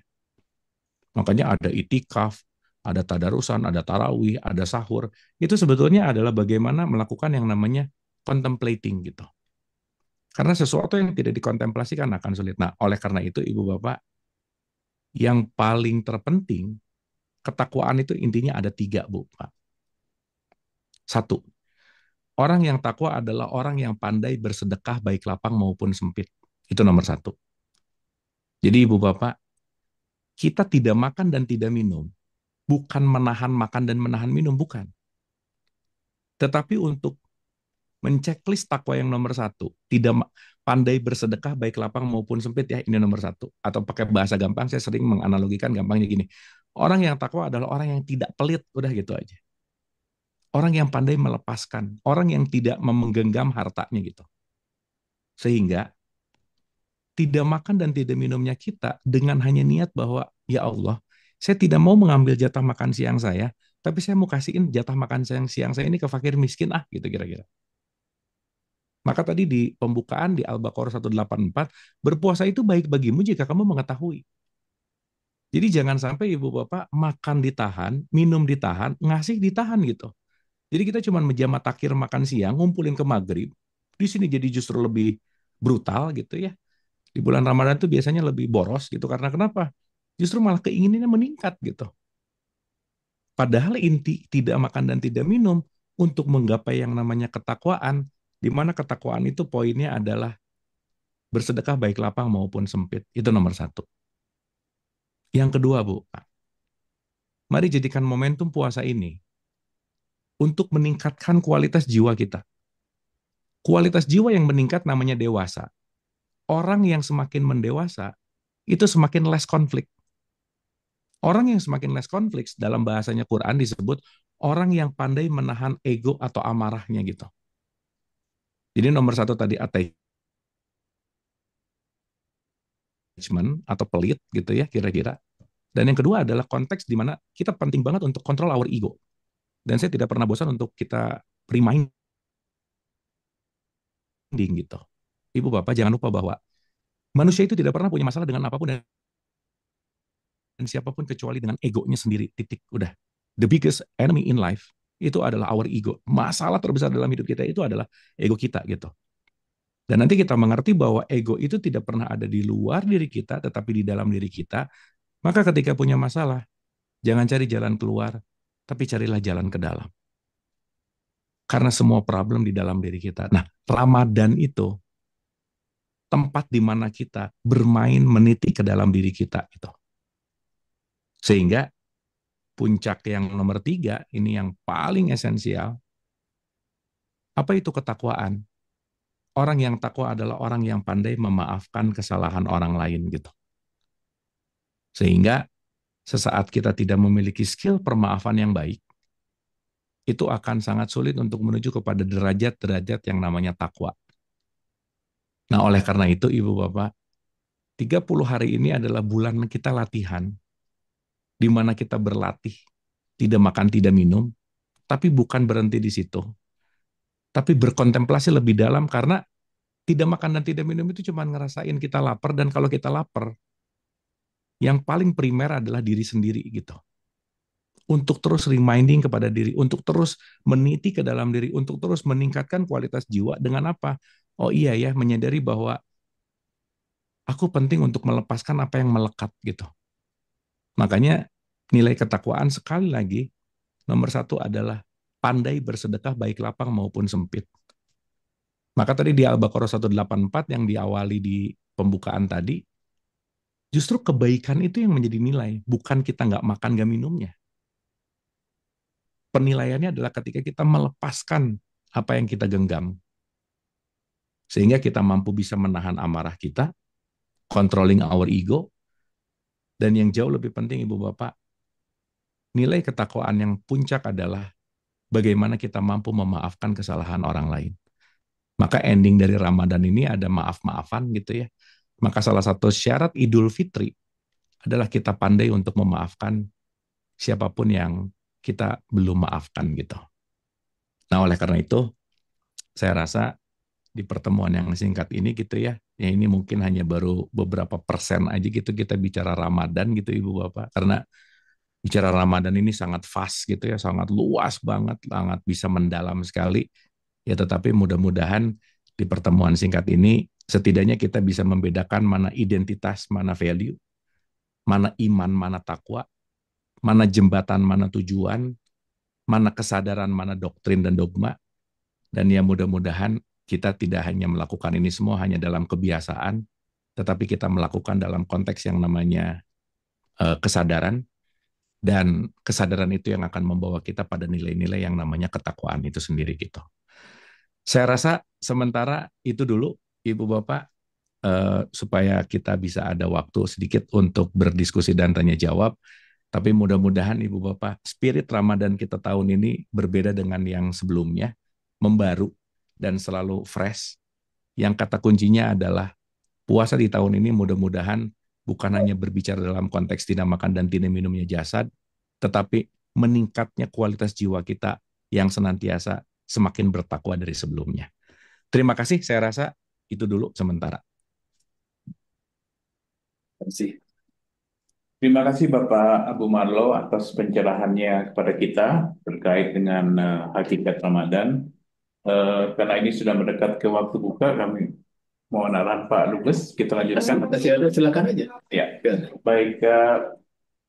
Kiranya ada Bapak Ibu ingin bertanya. Tadi ada Pak Iqbal yang ingin menjadi pertanyaan pertama. Silakan Pak Iqbal.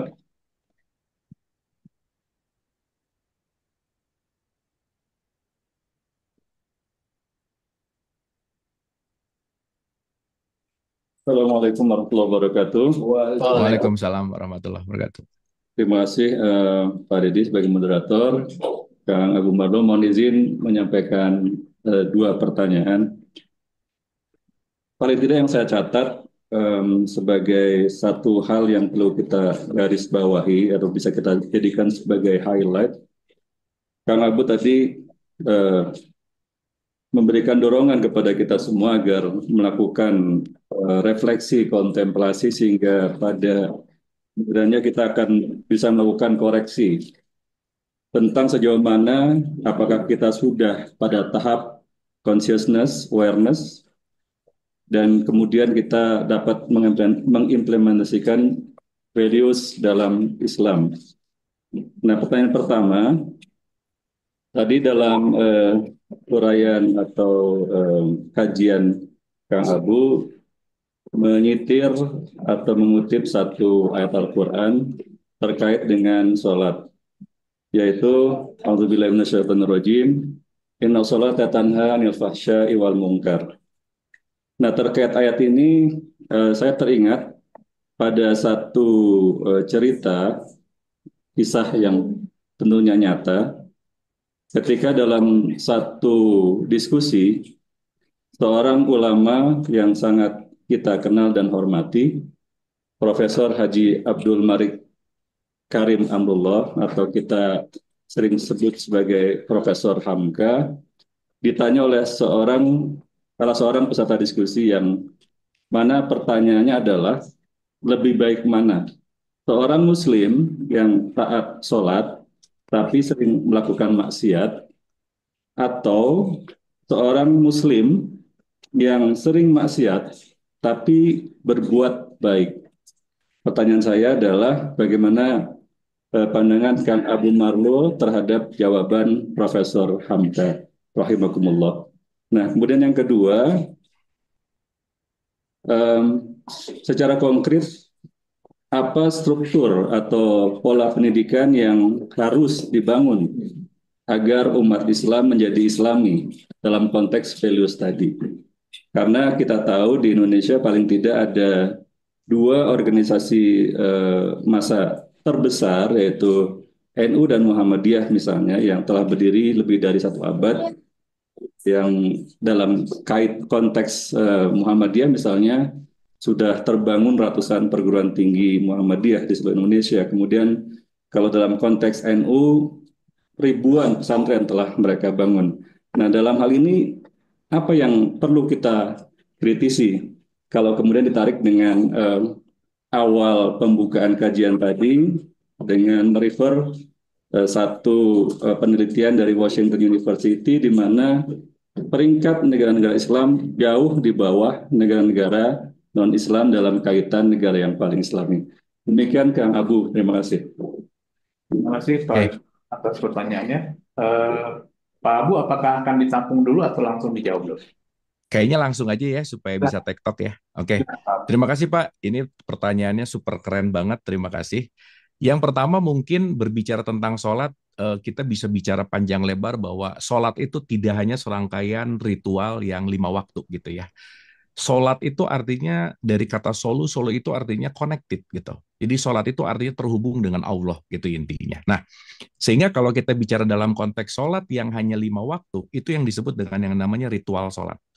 Nah, jadi kalau ada kata-kata lebih baik mana sih rajin sholat tapi maksiat ataupun apa sebaliknya dan maksiat apa berbuat baik tapi nggak sholat dan seterusnya, saya rasa kita penting melihat sholat ini dari sudut pandang dengan level-level tertentu gitu. Karena ada sholat di wilayah jasmania yang disebut syariat, tetapi juga ada sholat yang konteksnya secara hakikat gitu. Nah, jadi saya rasa tidak bisa simpel untuk menjelaskan sholat hanya dalam waktu beberapa saat, tetapi poinnya begini. Yang jangan adalah ketika kita melakukan sholat tanpa mengerti, yang membuat sholat kita itu tidak membawa kita menuju kepada anil fase wal munkar. Saya rasa itu yang paling penting sih. Karena sholat itu latihan sebetulnya. Bagaimana si 5 waktu ini melatih kita, si jiwa kita, yang konteksnya adalah bagaimana latihan-latihan ini membawa kepada akhlak dan perilaku yang lebih baik dan lebih mulia gitu. Nah, jadi point of view dari sholat itu outputnya adalah akhlak, sholat adalah latihannya, dan akhlak itu adalah outputnya. Dan antara latihan dan output itu nggak bisa dipisah gitu. Jadi kalau tadi bicara bahwa sholat itu jembatan menuju kepada takwa. Takwa itu adalah hasilnya. Terus kalau ada pertanyaan, jadi yang penting sholat atau takwanya? Dua-duanya. Kenapa? Karena tidak bisa takwa tanpa adanya sholat, dan sholat itu adalah jembatan dalam tradisi Islam untuk menuju kepada ketakwaan gitu. Jadi saya rasa itu kita perlu penjelasan yang komprehensif, karena sholat ini bukan hanya dalam konteks yang namanya ritual. Itu yang nomor satu. Yang nomor dua, Pak, dalam perspektif dari apa yang saya research, karena saya juga bagian dari pendidikan gitu ya, simply bahwa orang tidak bisa berubah karena sering dikasih wejangan dan ceramah, tapi orang bisa berubah karena dikasih contoh gitu. Sehingga saya rasa yang dikedepankan itu bukan masalah ceramahnya, bukan masalah wejangannya, tetapi adalah bagaimana dikedepankan untuk diberikan contoh. Dan yang jauh lebih penting adalah kita penting melakukan rekonstruksi paradigma besar-besaran untuk melepaskan dari nilai yang namanya hanya hafal, hanya melakukan, tetapi naik kepada level yang namanya understanding gitu. Dalam konteks kalau saya muter-muter nih ya di wilayah pendidikan di Indonesia sekarang, yaitu tadi, kita hanya belajar kulit, dihafalkan, tapi tidak membangun critical thinking di situ gitu. Yang tidak membawa kepada suatu pemikiran, suatu penelaahan, atau mungkin dalam konteks yang namanya ikro, kalau dalam perspektif Islam, yang akhirnya yaitu tadi, kita cuma ahli dalam hafal, ahli dalam membunyikan, tetapi tidak ahli dalam berargumentasi gitu. Kekuatan argumentasi dan critical thinking kita tuh lemah sekali gitu. Nah, jadi untuk yang nomor dua saya rasa penting ada rekonstruksi besar tentang paradigma untuk merubah dari hafal menuju kepada pemahaman, kesadaran, dan yang paling penting adalah tidak hanya berkutat dalam wilayah ritual, tetapi masuk kepada esensial yang jauh lebih hakikat, tidak pada kulitnya, tetapi pada isinya gitu. Saya rasa itu, Pak, sementara respon saya. Ya. Terima kasih Pak Abu Marlo atas jawabannya. Mungkin bapak-bapak ibu-ibu lain ada yang ingin bertanya? Pada yang di Quito, silahkan sudah waktunya berbuka puasa. Kalau di sana puasanya berapa lama, Pak? Sama, kurang lebih sama seperti di Indonesia. Oh, sama. Oke. Selamat berbuka, Ibu Bapak. Terima kasih.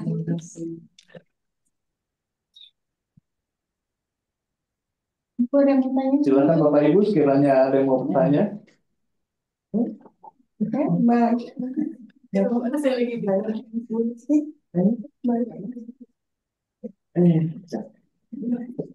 Saya coba ya. Ya, oke. Silakan. Silakan Bu Liti. Ya, Assalamualaikum warahmatullahi wabarakatuh. Waalaikumsalam. Terima kasih atas kesempatannya. Sebenarnya ini nggak tahu pertanyaan atau memang saya seperti menemukan sesuatu setelah tadi Ustadz bilang ternyata ada identity dan value, gitu. Setelah itu ada identity dan value. Jadi ini terjadi di lingkungan saya. Saya punya keluarga atau teman baik, gitu.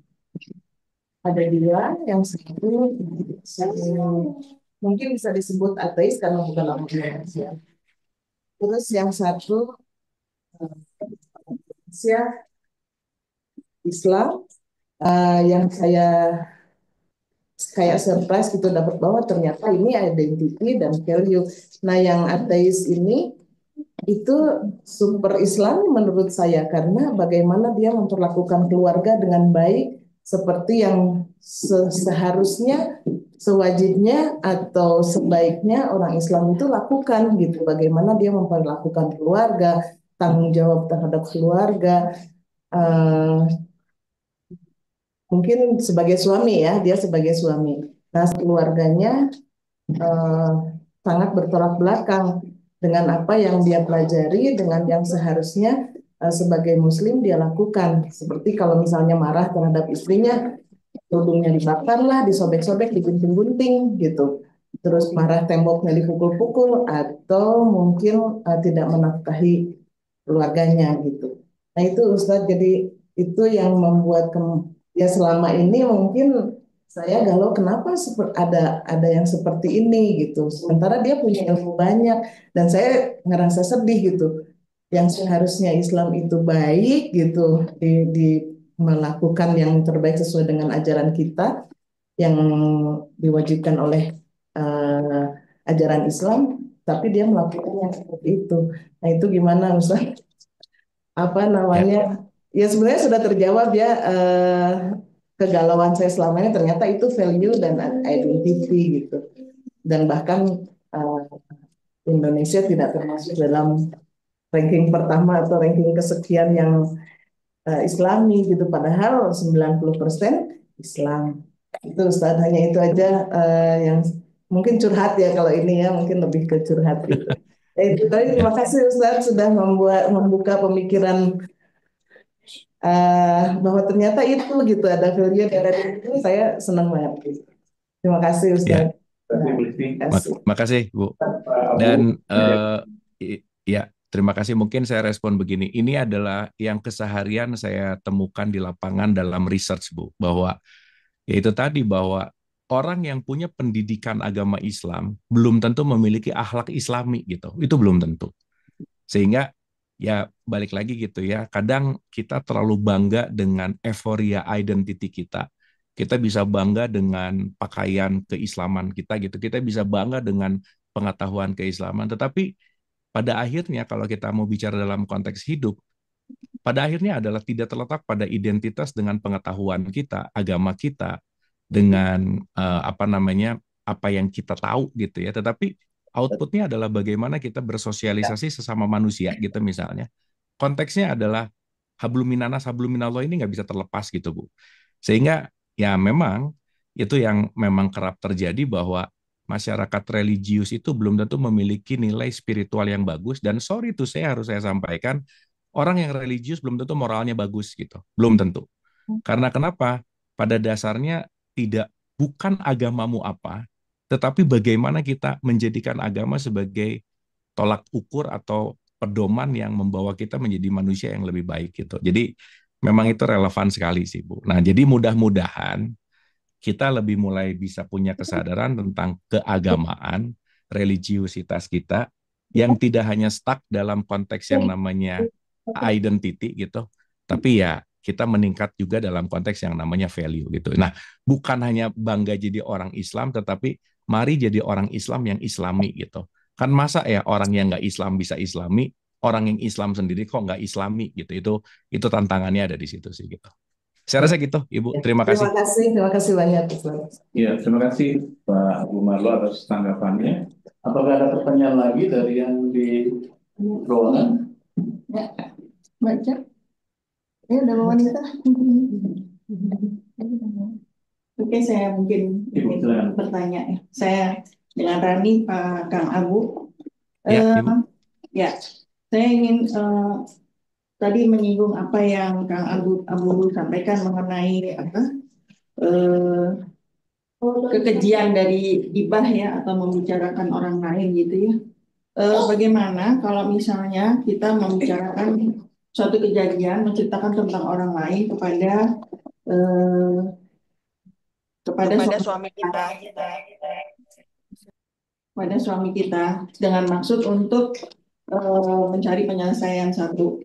Kedua, kebetulan di sini ada beberapa psikolog yang ada hadir di sini untuk mereka-mereka yang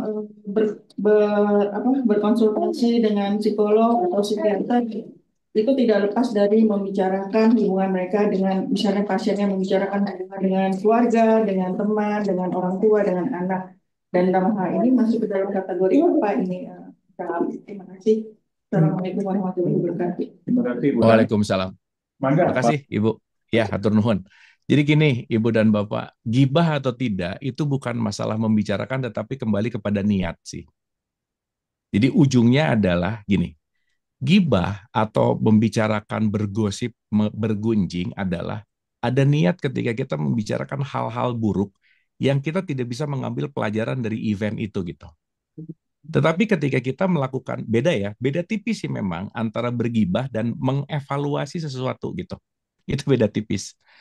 Kalau kita mau mengevaluasi, kita bukan menjelekan, bukan merendahkan, tetapi mengambil itu sebagai pelajaran. Nah, sehingga beda tipis antara aku mengambil pelajaran dan aku menggunjingkan sesuatu atas dasar kebencian gitu, atau atas dasar kedengkian. Nah, sehingga ya katakanlah Ibu misalnya tadi bicara tentang ada kasus gini terus didiskusikan sama Bapak gitu, atau datang ke psikolog kan ngomongin tentang gini. Nah, itu kan sebetulnya bukan mau menjelekan, tetapi itu lagi mau mengambil sebuah event, pelajarannya ini, terjadi kasus seperti ini, apa yang akan dilakukan. Nah, itu semua kembali ya, kalau Nabi Muhammad itu kan selalu bilang bahwa kembali kepada niatmu. Niat kita ngomongin ini tuh apa sih gitu. Dan kita tahu banget kok ketika kita ngomongin sesuatu karena jeleknya, karena buruknya, nah itulah nanti yang disebut bergunjing atau gibah. Tetapi sesaat ya balik ya, kita mengambil satu pelajaran dari kejadian tertentu, dua-duanya ngomongin orang sih, tapi yang satu ngejelekin, yang satu mengevaluasi. Nah, yang bahaya itu adalah dengan niat menjelekan, karena kalau menjelekan itu di situ mulai timbul bahwa aku lebih baik dari dia gitu. Orang yang ngunjing orang lain itu ada perasaan bahwa yang diomongin itu lebih jelek dari saya gitu kira-kira. Nah, itu yang paling bahaya. Kenapa? Ketika seseorang, atau gini, saya mau ngambil dari kisah dulu aja. Ibu dan Bapak, ada satu kisah yang sangat menarik ketika Nabi Muhammad ketemu sama sahabatnya. Sahabatnya itu nanya gini, ya Rasul, orang yang paling salah itu yang gimana sih? Nabi Muhammad menjawab dengan singkat, padat, jelek. Jawabannya gini, orang yang salah adalah orang yang merasa benar. Oh iya ya, kalau orang udah merasa benar, dia akan merasa paling benar. Kalau dia udah merasa paling benar, dia akan susah untuk berubah gitu. Nah, yang bahaya adalah ketika pembicaraan udah ada, aku ngerasa lebih benar dari siapapun dan merendahkan siapapun. Nah, disitulah terjebak dalam konteks yang namanya gibah gitu, atau menggosip gitu. Saya rasa gitu, Bu. Jadi semua balik ke niat kita. Tapi emang tipis sih ya. Jadi tapi jangan juga jadi alasan ini evaluasi ya padahal nggak gosip gitu ya. Jangan juga sih gitu. Nah, itu emang nanti beda-beda tipis sih gitu. Gitu kira-kira. Baik, terima kasih Kang Abu. Terima kasih Pak Abu atas pengalamannya. Sekiranya yang di Zoom, yang online dari tanah air, ingin mengajukan pertanyaan kepada Bapak Ustadz Abu Marloh, persilahkan. Kiranya ada.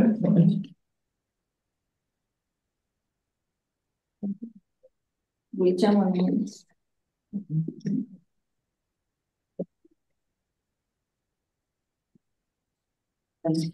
Tidak ada? Baik. Tidak ada, saya kembalikan ke yang di ruangan ini. Silakan Ibu Ica. Assalamualaikum warahmatullahi wabarakatuh. Salam warahmatullah.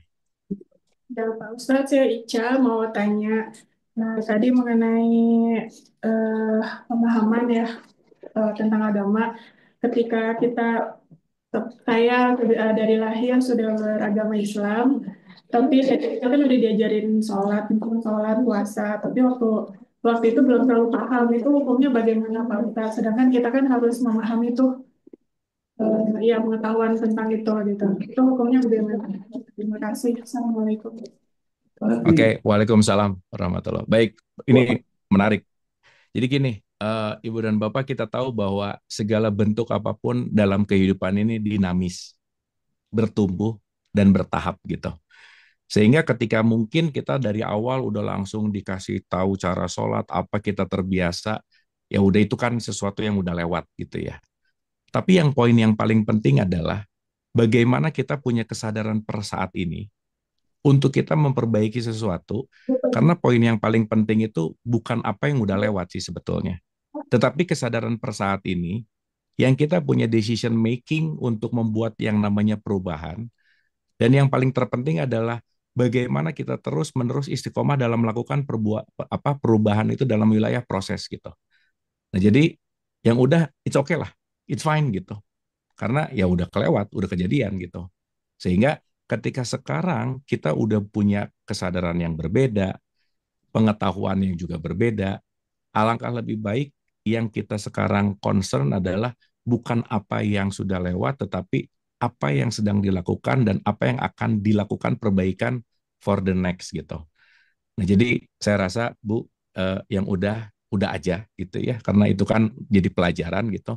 Karena kalau kita mau mengacu pada hidup kita itu tidak di masa lalu dan dari masa depan. Masa lalu udah lewat, masa depan belum ada. Hidup itu hanya urusan right here, right now. Hidup ini cuma di sini sekarang saat ini gitu. Sehingga yang terpenting adalah bagaimana kita terus-menerus memperbaiki kekinian saat ini untuk membuat yang akan datang atau future-nya jadi lebih baik lagi gitu. Nah, jadi masa lalu jadikanlah pelajaran, mari kita perbaiki saat ini untuk menjadi best version kita di next atau di future gitu. Saya rasa gitu, Bu Ica. Terima kasih Bu Ica dan terima kasih tanggapannya Pak Bu. Dari online mungkin ada yang ingin bertanya sekarang? Belum ada? Mungkin Pak Dubes, Pak ingin mengajukan pertanyaan? Ya, Sudah. terima kasih. Ya, Terima kasih. Mungkin ada yang mau menyampaikan overview atau menyampaikan pandangan, monggo silakan. Ya, silakan Turan.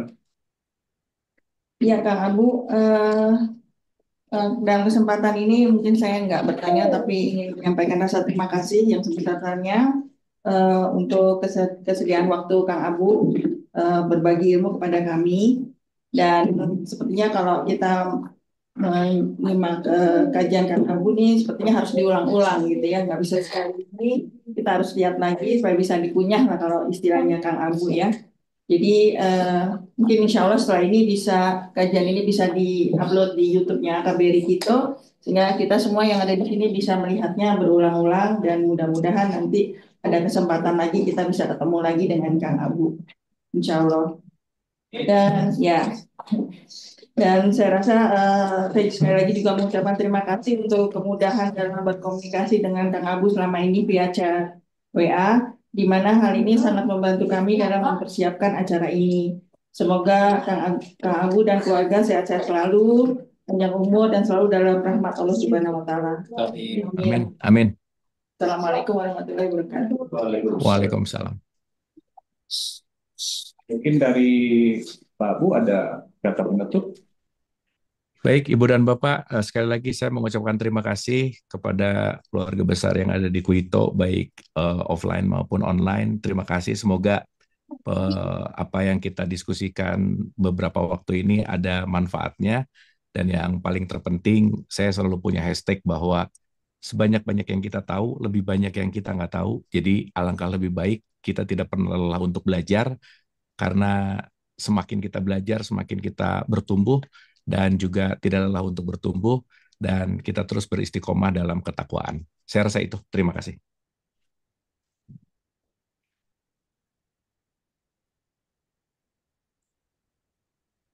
Kayaknya ke mute, Pak. Itunya merah. Oh ya. Ya, sorry. Silakan. Ya, luar biasa sekali, dahsyat kajiannya Kang Abu. Hatur nuhun.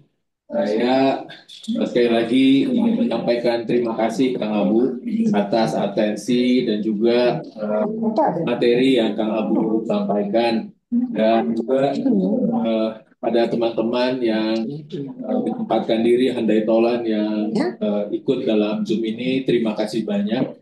Dan mungkin untuk mengakhiri, kepada Kang Abu, kami semua mendoakan semoga Kang Abu senantiasa dalam lindungannya, sehat-sehat, dan tidak lelah dalam menyebarluaskan ajaran dan juga kajian Islam yang rahmatan lil alamin. Hatur nuhun Kang Abu, salam semuanya. Mungkin kalau saatnya Kang Abu akan melaksanakan agenda berikutnya, silahkan. Karena di sini teman-teman banyak yang ingin melepas rindu, Kang. Banyak yang sudah lama tidak jumpa. Sekali lagi terima kasih banyak. Assalamualaikum warahmatullahi wabarakatuh. Saya kembalikan ke Pak MC. Kang Abu, maaf, punten, ini ada Ibu Dia dari Humanisti, Yayasan Humanisti. Kang Abu, ini yang jembatan. Oh iya. Assalamualaikum Kang Abu, ketemu lagi. Salam, apa kabar Ibu? Baik. Kapan-kapan ketemu kajian keluarga nih, Kang Abu udah pada nanyain. Siap. Makasih Pak Agung, makasih Bu Rani. Atur nuhun. Baik, ada yang lupa dari MC, mohon maaf. Kita tadi seperti disampaikan Pak Dubes, mungkin ada berapa sedianya Bu? Oh, nanti kita. Indomie. Mungkin Bapak itu bisa memilih mana penanya terbaik. Atau semuanya aja. Semuanya. Iya, semuanya pertanyaannya bagus-bagus, Pak. Jadi semuanya dapat Indomie kayaknya ya.